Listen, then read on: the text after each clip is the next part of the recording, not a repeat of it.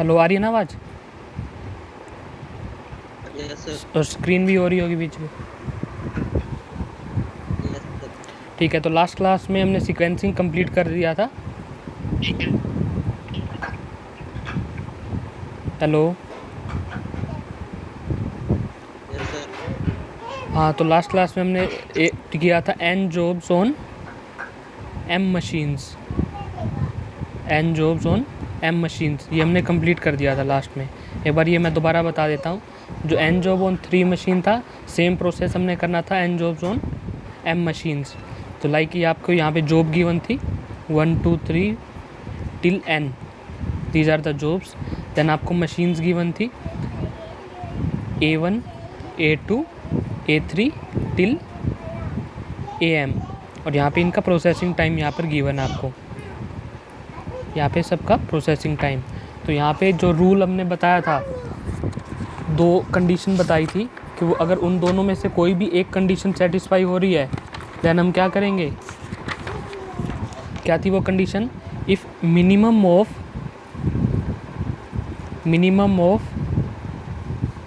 A1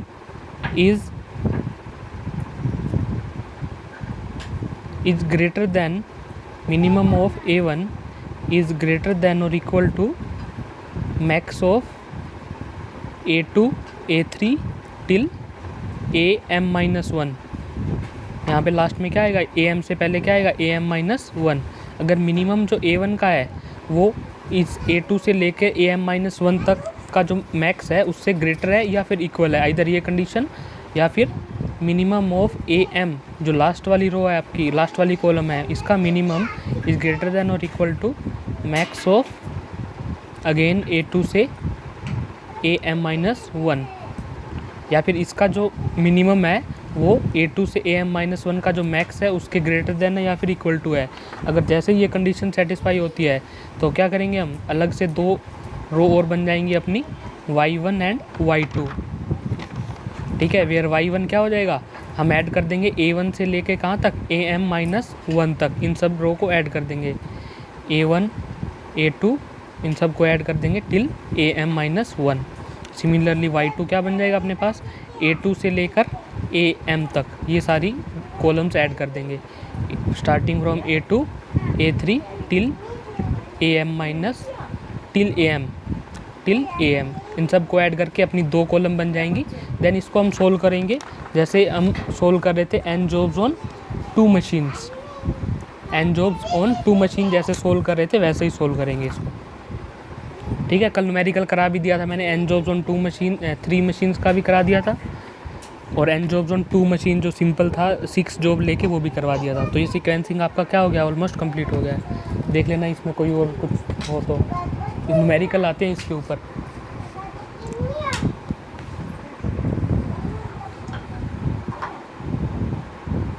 ठीक है, चले आगे अब। Yes sir. ठीक है, इस पर न्यूमेरिकल प्रीवियस ईयर लगा के देख लेना। देन नेक्स्ट मैं टॉपिक आपको करा रहा हूँ फैसिलिटी लोकेशन।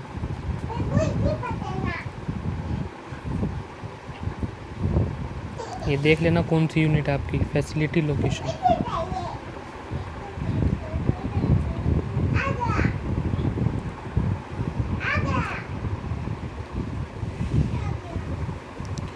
एक सेकंड।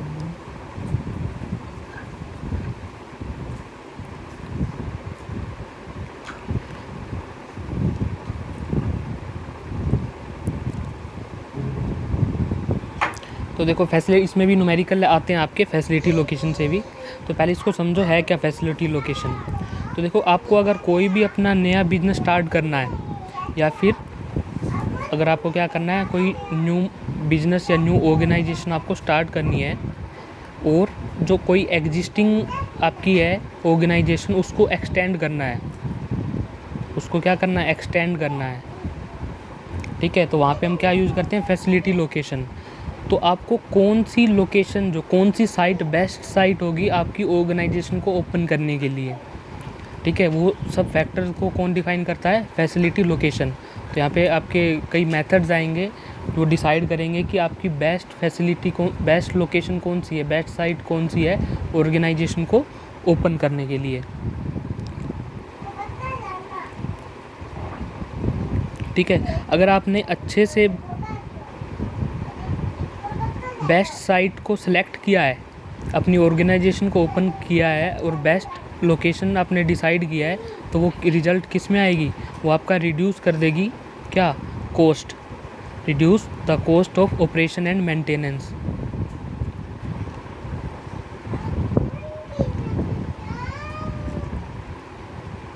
ठीक है, और यहाँ फैसिलिटीज़, जो फैसिलिटीज़ का मीनिंग क्या है, कौन कौन सी फैसिलिटीज़ है हमारे पास, लाइक प्लांट, मशीनरीज़, ठीक है, वर्कर हो गया आपके, ट्रांसपोर्टेशन, ये सब क्या है, फैसिलिटीज़। तो जहाँ पर ये सारी फैसिलिटीज़ आपको मैक्सिमम अवेलेबल होंगी, ठीक है, न्यूमेरिकल कुछ इस टाइप का आएगा कि आपको बहुत सारी साइट दे देगा, तो आपको क्या बताना है कि उनमें से बेस्ट साइट कौन सी होगी आपके लिए, तो उनमें से जो भी बेस्ट साइट होगी वहाँ पे आप अपनी ऑर्गेनाइजेशन ओपन कर सकते हो।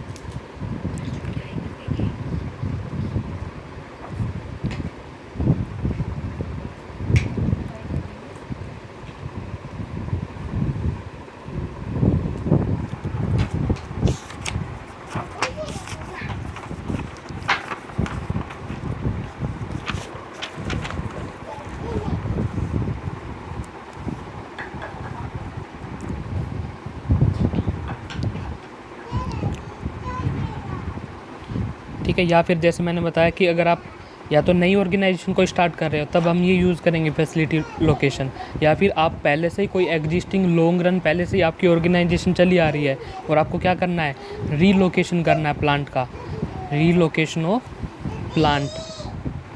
ठीक है, अब रीलोकेशन करने से क्या है, कुछ ना कुछ बेनिफिट होगा। ठीक है, रीलोकेशन करेंगे तो क्या हो, कॉस्ट जो होगी हमारे पास प्रोडक्शन की, क्योंकि जैसे आप अपने ऑर्गेनाइजेशन को शिफ्ट कर रहे हो, रीलोकेट कर रहे हो, ठीक है, तो आपका उस टाइम पे प्रोडक्शन क्या हो जाएगा, स्टॉप हो जाएगा।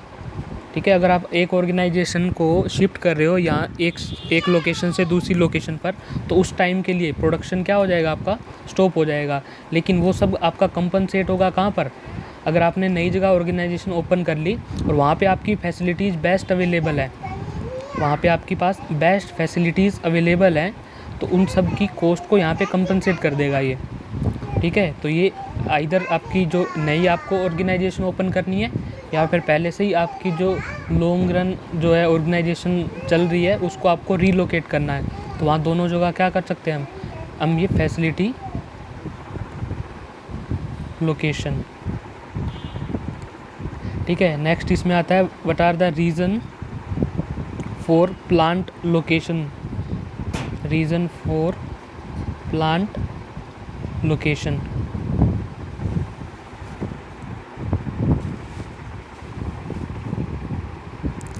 ठीक है, देखो इसमें पहला पॉइंट मैंने बताया अभी, establishment of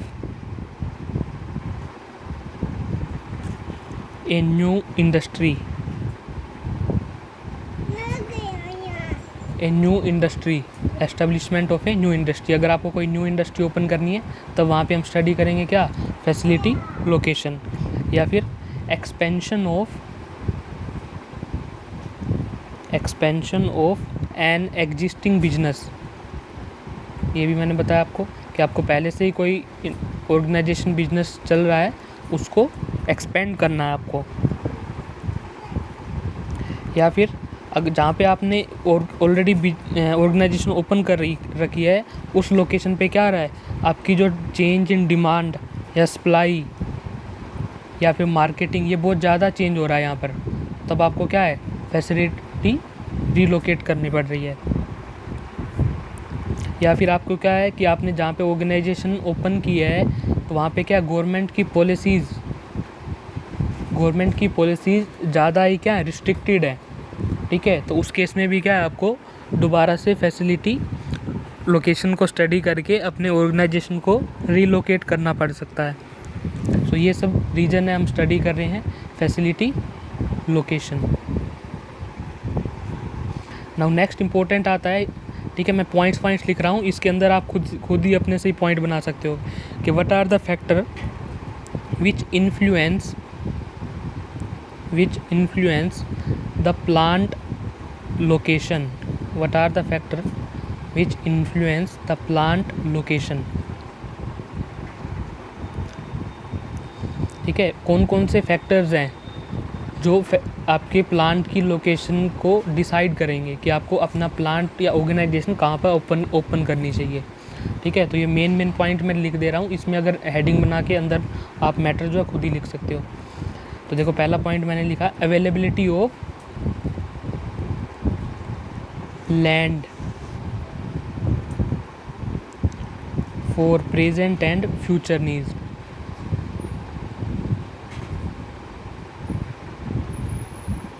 for present and future needs. तो जहाँ पे आपको ऑर्गेनाइजेशन ओपन करनी है तो वहाँ पे क्या होना चाहिए, पहले तो आपको लैंड अवेलेबल होनी चाहिए ईज़िली। ठीक है, अगर गवर्नमेंट की पॉलिसीज ऐसी हैं कि आपको बहुत सारी प्रोसेस को पास करके तब जाकर आपको क्या है लैंड अवेलेबल हो रही है, तो वहाँ पे क्या है आप थोड़ा सा रिस्ट्रिक्ट करोगे अपने ऑर्गेनाइजेशन को ओपन करने के लिए। ठीक है, नेक्स्ट इसमें आ जाता है availability of inputs. Availability of inputs, इससे इनपुट्स में क्या क्या आ जाएगा, अवेलेबिलिटी ऑफ इनपुट्स। इनपुट्स में आ जाएगा अपने पास लेबर, रॉ मटेरियल, ये सब क्या है आपके पास इनपुट्स हैं। तो अगर ये आपके पास किसी साइट पे बेस्ट अवेलेबल है तो आप चाहोगे कि वहाँ पे आपकी ऑर्गेनाइजेशन ओपन हो। Then closeness to market places. ठीक है, अब ये नहीं है कि आपको साइट्स तो बेस्ट अवेलेबल हैं, ये सारे ऊपर वाले दोनों पॉइंट्स अवेलेबल हैं, लेकिन आपको जहाँ पे अपना प्रोडक्ट सेल करना है वो बहुत ज़्यादा दूर है। तो उसके लिए दूर होगा तो क्या है मार्केट ही नहीं है आपके पास अवेलेबल, तो क्या आपको फिर ज़्यादा ट्रांसपोर्टेशन चार्ज लगाना पड़ेगा। अगेन फिर आपकी जो कॉस्ट आएगी फाइनली वो इंक्रीज़ हो जाएगी। ठीक है, तो आपको इस तरह देखना है कि वहाँ पे मार्केट भी होनी चाहिए जो कंपोनेंट या प्रोडक्ट आप लॉन्च करने जा रहे हैं ऑर्गेनाइजेशन के लिए। ठीक है, इसी तरह नेक्स्ट आ जाता है stability of demand. Stability of demand, कि डिमांड आपकी क्या ज़्यादा फ्लक्चुएट नहीं करनी चाहिए। ठीक है, डिमांड क्या रहनी चाहिए, स्टेबल रहनी चाहिए। इसी तरह नेक्स्ट आ जाता है अवेलेबिलिटी ऑफ कम्युनिकेशन फैसिलिटीज़।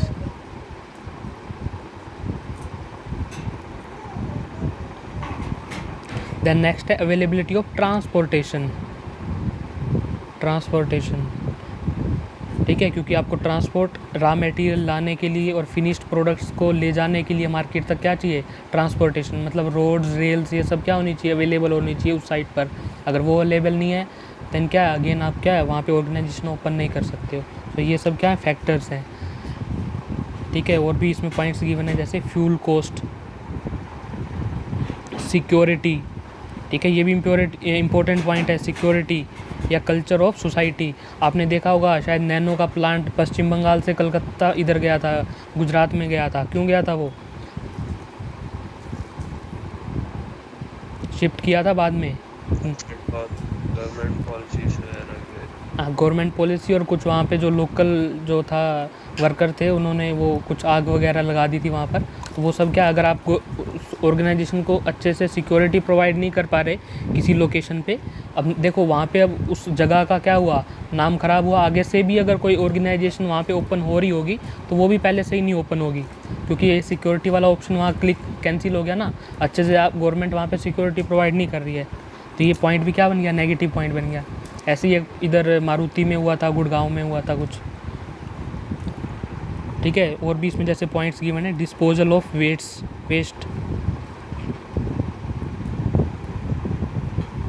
ठीक है, next government support.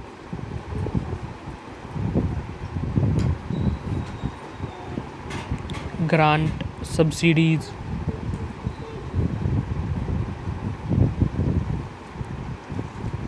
Then next tax. अब ये देखो ये इंपॉर्टेंट टैक्स है। आपने देखा होगा ज़्यादा से ज़्यादा इंडस्ट्री अपनी कहाँ पर है, जो हिली एरियाज़ है यहाँ पे आपने देखा होगा ज़्यादा इंडस्ट्री है। हिमाचल में बहुत इंडस्ट्री है, क्या रीज़न है उसका, क्योंकि वहाँ पे क्या है स्टेट का जो टैक्स है इंडस्ट्री, हाँ टैक्स है इंडस्ट्री में, वहाँ पे क्या है बहुत कम है। ठीक है, तो और वो कम गवर्नमेंट ने इसलिए रख रखा है क्योंकि जो वहाँ के जो वर्कर हैं या जो पब्लिक है हिली एरियाज़ की, उनको जॉब नहीं मिल पाती क्योंकि वहाँ पे कोई आता नहीं है। तो वहाँ को उनको सपोर्ट करने के लिए, वेजेस देने के लिए गवर्नमेंट ने टैक्स में रिलैक्स किया। वहाँ पे क्या हो रखी है, ज़्यादा ऑर्गेनाइजेशन ओपन हो रखी है, कंपनी ज़्यादा है इधर, आपकी इंडस्ट्री इधर हिली एरिया में।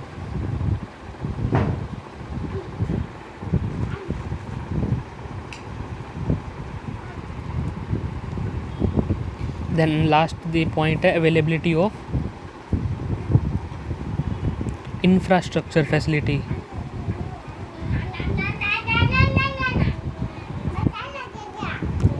सच एज पावर, वाटर, बैंक्स। तो ये सब फैसिलिटीज़ भी क्या होनी चाहिए, इंडस्ट्री के पास होनी चाहिए, तभी वो आपकी साइट क्या हो जाएगी, बेस्ट साइट होगी। ठीक है, ट्रांसपोर्टेशन का मैंने बता दिया, ट्रांसपोर्टेशन में रेल, रोड ये सब आ जाएंगे आपकी।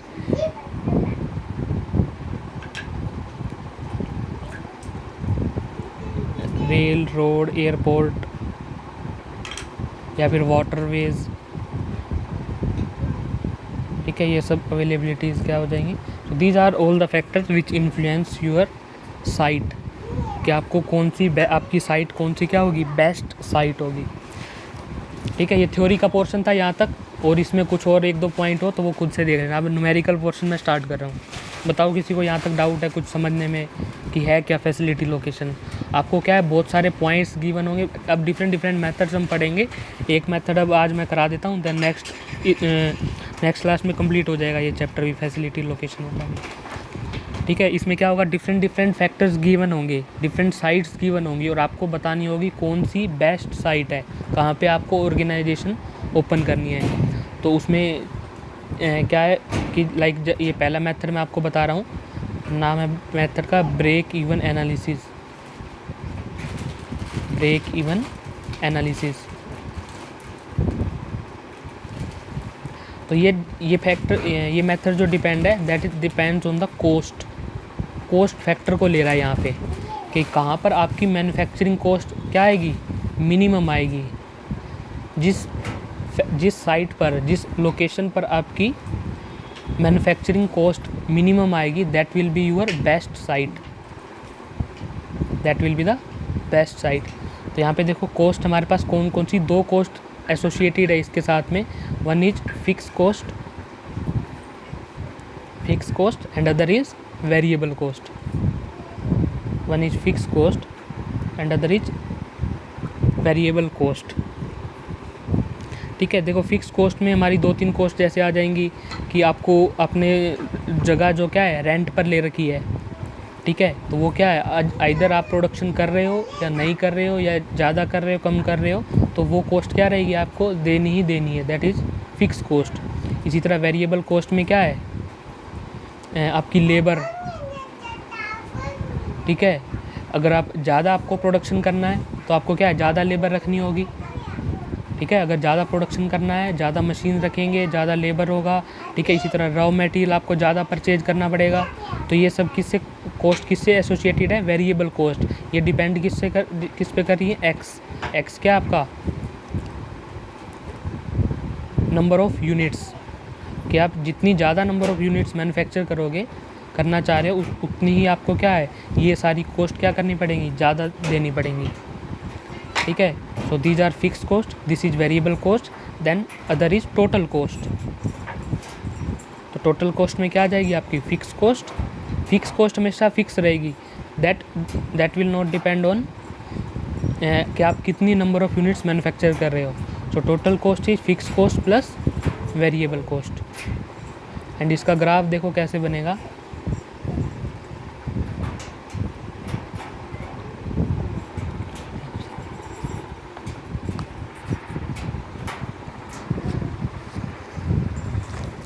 ये देखो, इधर मैं अगर नंबर ऑफ़ यूनिट्स ले रहा हूँ,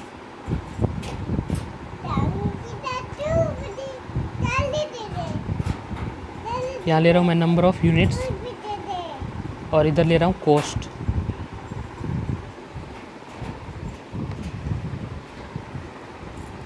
यहाँ ले रहा हूँ मैं कॉस्ट। तो देखो फिक्स कॉस्ट तो क्या रहेगी आपकी, फिक्स रहेगी। ये आ जाएगा फिक्स कॉस्ट, कोई भी उसका ग्राफ, ये स्ट्रेट लाइन आ जाएगी। ठीक है, कोई भी कुछ एक यूनिट कितना वो होगी इसकी कॉस्ट इन रुपीज़, कि इतनी कॉस्ट आपकी फ़िक्स कॉस्ट रहेगी, this is the fix cost. इसी तरह variable cost, variable cost fix cost plus rent आएगा। नहीं और भी कॉस्ट है ना, एक अकेली रेंट नहीं है। सर जैसे हाँ एक सेकंड मैं और बता देता हूँ आपको।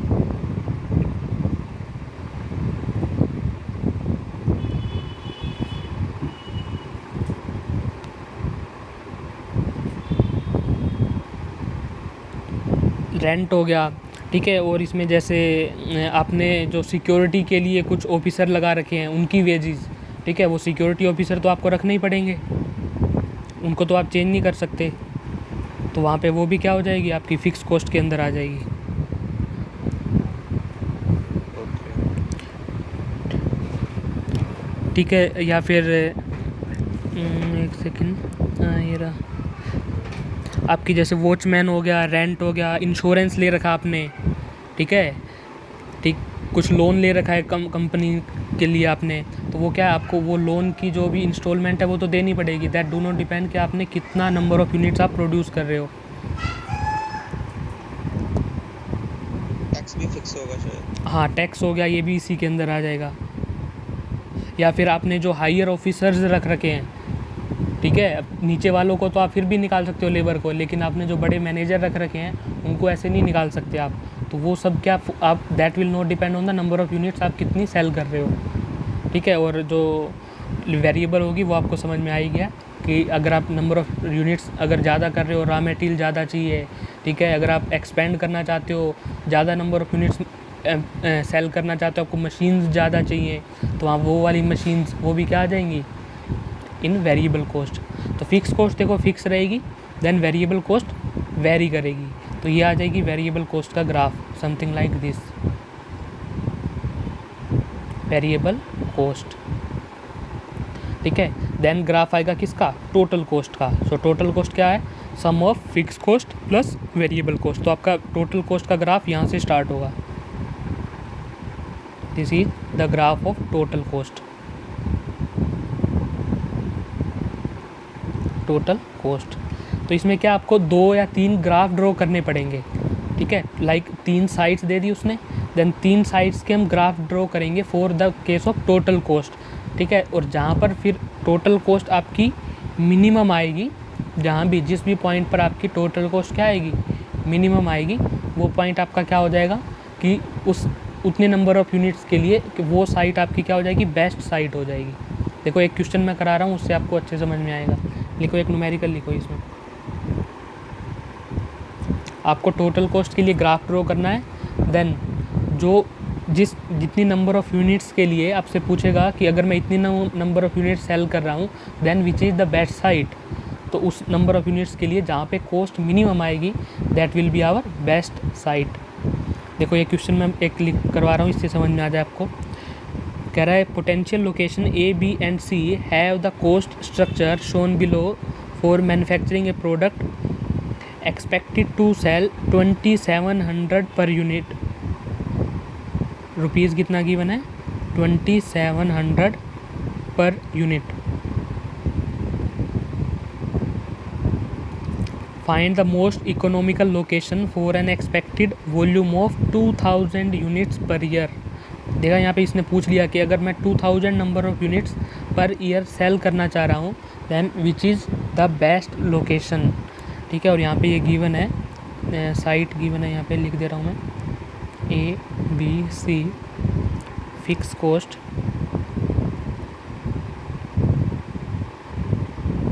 वेरिएबल कॉस्ट, ये गिवन है 6 × 10⁶, 7 × 10⁶, 5 × 10⁶। ये वेरिएबल कॉस्ट गिवन है 1500, 500 एंड 4000।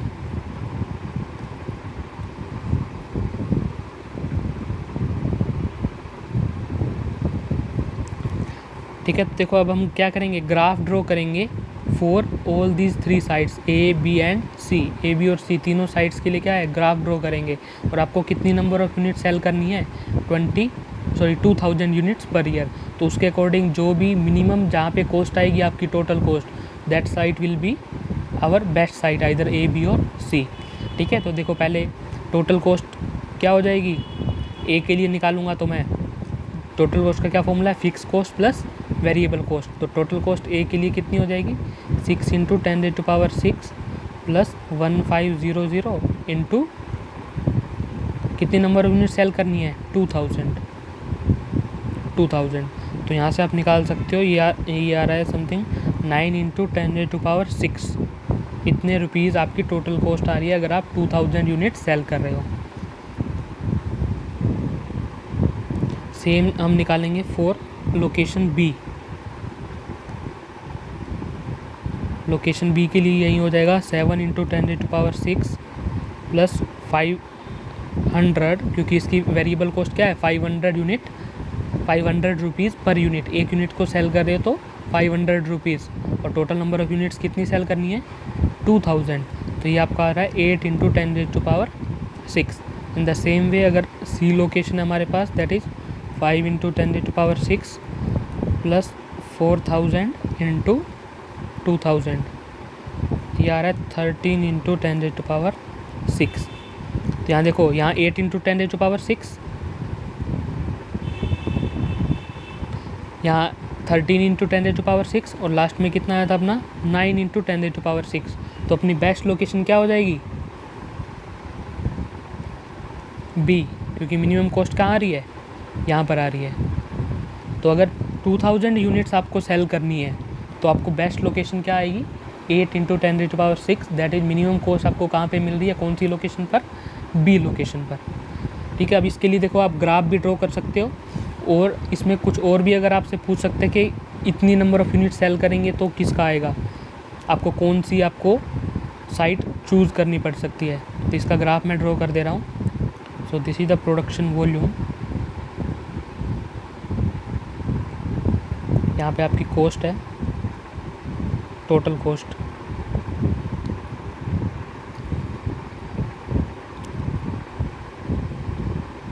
ठीक है, तो आप ग्राफ ये ड्रॉ कर देंगे। देखो फिक्स कॉस्ट ये कहाँ से स्टार्ट करना है, फिक्स कॉस्ट से। ठीक है, तो टोटल पहले फिक्स कॉस्ट देखो कितनी है, ए की कितनी है, बी की कितनी है, सी की कितनी है। लाइक ए की हमारे पास कितनी थी 6, तो यहाँ पे ये अप्रोक्सीमेट है 6 × 10⁶, 6 × 10⁶। और देन जो भी आपकी एक टोटल कॉस्ट आई थी उससे ये ग्राफ हमने ड्रॉ कर दिया, दिस इज़ फॉर ए। ठीक है, एक पॉइंट ये मिल गया आपको फिक्स कॉस्ट वाला, और एक पॉइंट आपकी जो टोटल कॉस्ट आई है according to number of units. Like ये 2000 है, 1500, 1000, 500, 2500 एंड सो ऑन।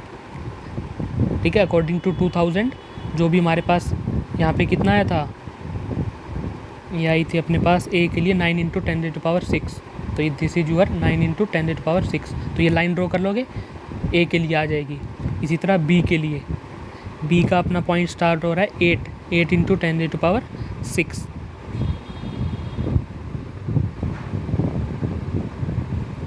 नहीं, बी के लिए 7 × 10⁶ से स्टार्ट हो रहा है, और कहीं आपकी जो 2000 पे थी दैट इज़ 8 थी, इससे नीचे है। तो इस तरह आ जाएगी आपका ये बी। ठीक है, इसी तरह सी के लिए हमारी फ़िक्स कॉस्ट थी 5 × 10⁶, मतलब यहाँ से नीचे से स्टार्ट हो रहा है, और 2000 पे हमारे पास 13 आ रही है, 13 यहाँ कहीं और भी ऊपर होगी। तो कुछ ऐसे ग्राफ इसका हो जाएगा ड्रॉ। ये स्ट्रेट लाइन है, वैसे करो आगे यहाँ पर सी। ठीक है, तो ये हमने ग्राफ ड्रॉ कर दिया। तो यहाँ पे देखो हमने कितने के लिए निकाला, 2000 के लिए। सो 2000 के लिए क्या है, minimum B. So B is our answer. लेकिन अब यहाँ पे ये भी पूछ सकता है कि अगर ए हमने चूज़ कर रहा हूँ मैं साइट्स, ऐसा तो नहीं है कि हमेशा बी पे ही मिनिमम कॉस्ट रहेगी, नहीं, ए पे भी आ सकती है, सी पे भी आ सकती है। That depends on the number of units, कि आप कितनी नंबर ऑफ़ यूनिट्स सेल कर रहे हो। ठीक है, तो क्वेश्चन ये भी पूछ सकता है कि कितनी नंबर ऑफ़ यूनिट्स पे जो मिनिमम हमारी बेस्ट लोकेशन जो है ए आ जाएगी, या कितनी नंबर ऑफ़ यूनिट्स अगर मैं सेल कर रहा हूँ कि हमारी जो मिनिमम कॉस्ट क्या है सी पर, या बेस्ट साइट कौन सी आ जाएगी, सी आ जाएगी। ये भी पूछ सकता है आपको।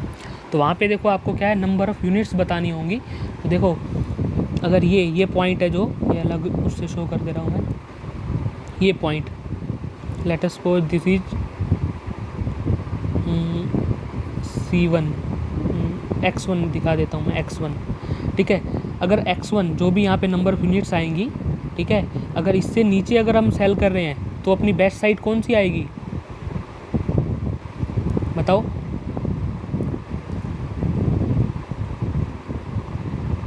अगर X1 से नीचे मैं सेल कर रहा हूँ तो which is our best side, A, B और C?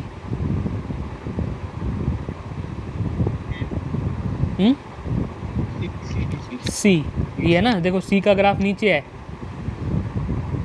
ठीक है। और अगर मैं ये पॉइंट लूँ, अगर इससे नीचे मैं सेल कर रहा हूँ तो कौन सी बेस्ट साइट आएगी, ये लेट सपोज मैंने X2 लिया, A, देखो ये ग्राफ क्या आ रहा है, C से भी नीचे है और B से भी नीचे है, तो A is our best site. तो ये आपको ये भी पूछ सकता है कि X1 और X2 कितनी नंबर ऑफ़ यूनिट्स हम सेल करें कि आपकी A बेस्ट साइट आ जाए और B बेस्ट साइट, B तो है ही यहाँ पर 2000, और इससे मतलब अगर X1 से कम कर रहा हूँ तो C is best site, X2 से कम कर रहा हूँ, X1 और X2 के बीच में है, then A is best site, और X2 से ज़्यादा करोगे then always B will be your best site, ठीक है। तो आपको पॉइंट फाइंड आउट करने हैं X1 एंड X2।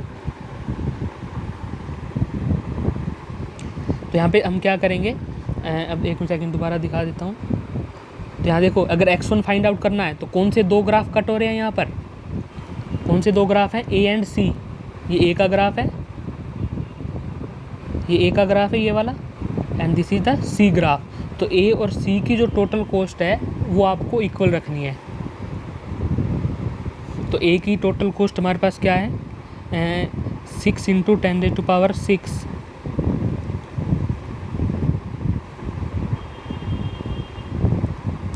A की टोटल कॉस्ट क्या है, 6 × 10⁶ प्लस 1500 लेट अस सपोज, और नंबर ऑफ यूनिट्स कितनी है, X1, वहाँ पे X1 नंबर ऑफ यूनिट्स है ना, इज़ इक्वल टू A और C 5 × 10⁶ प्लस 4000 × X1, ये इसकी टोटल कॉस्ट, क्योंकि at X1 total cost at site A for site A is equal to total cost of site C।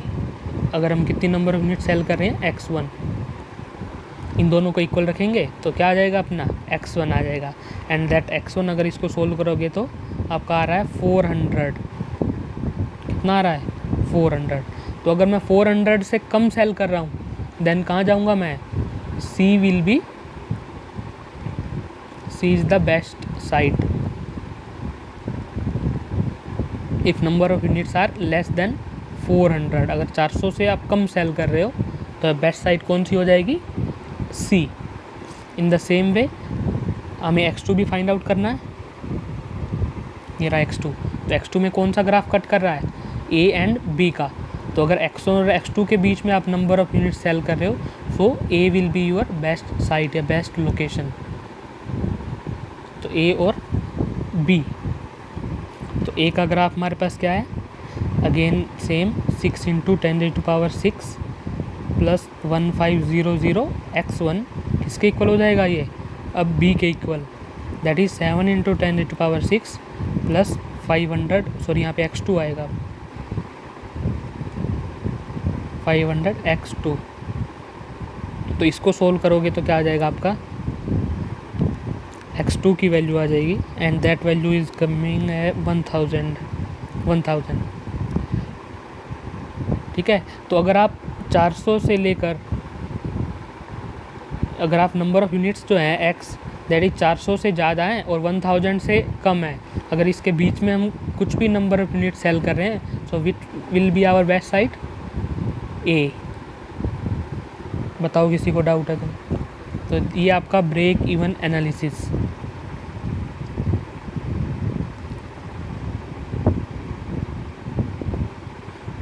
बताओ